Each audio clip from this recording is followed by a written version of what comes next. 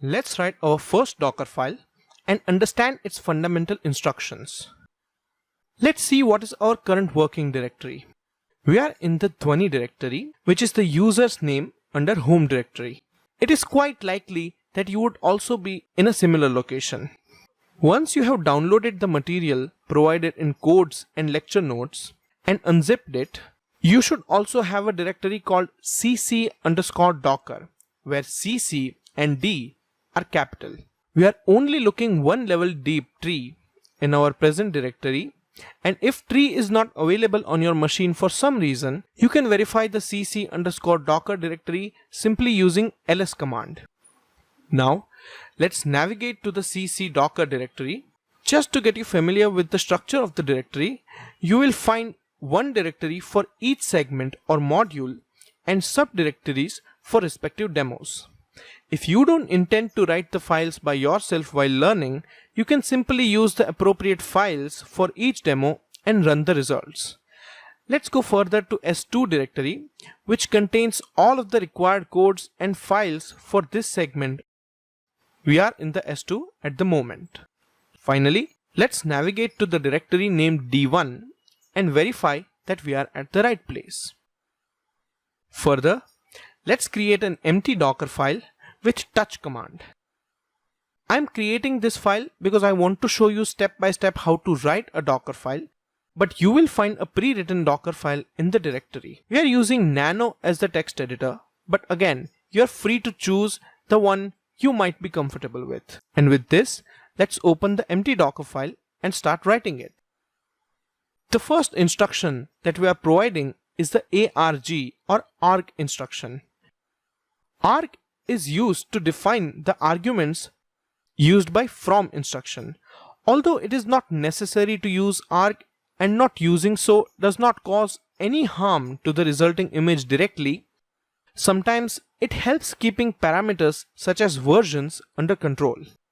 Here we have defined argument code_version equals 16.04, which means that we are going to use something which will have the code version 16.04.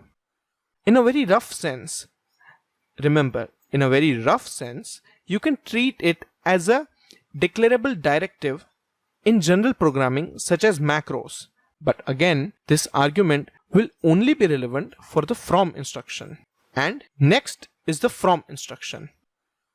From is used to specify the base image for the resultant Docker image that we intend to create. In any case, a from instruction must be there in any Docker file, and the only instruction that can be written before it is the arg which we just saw. Generally, from is followed by an operating system image or an application image which is publicly available on Docker Hub. Here, we want to have Ubuntu as our base operating system image with code version or OS version 16.04. So, the name of the image is followed by a colon and argument is mentioned in curly braces preceded by a $sign.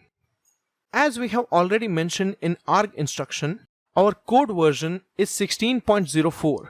So it will be passed as an argument, and the base image for this Docker file will be considered as Ubuntu 16.04. To add a little more substance to the image, we are also including a set of run and cmd instructions, but we will explore their meanings and applications in next demos. For now, let's just save this file.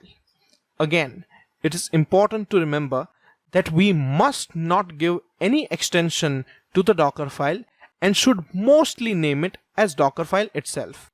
It is time to build the Docker file and turn it into an image. Let's do it with docker build command. The -t option is used to tag the image, or in other words, name the image to make it easily recognizable. We will tag the image as img_from, and the dot in the end directs Docker to the Docker file stored in the present directory. As you can see, the image is being built up step by step. Let's understand each of these steps. First step of storing argument was fairly simple, so it finished quickly. Second step involves setting up the base image, and it is doing so by pulling multiple file system layers from Docker Hub and stacking them in proper hierarchy. Once it is complete, it moves to the third step, which is to update the OS, and we have already provided the permission with Y flag, where Y stands for yes. Once these steps are done, our image is built. We can verify that the image is built via Docker images command. As you can see, we have 4 Docker images, among which img_from is the one which we created recently, means 11 seconds ago, while others are previously created or pulled.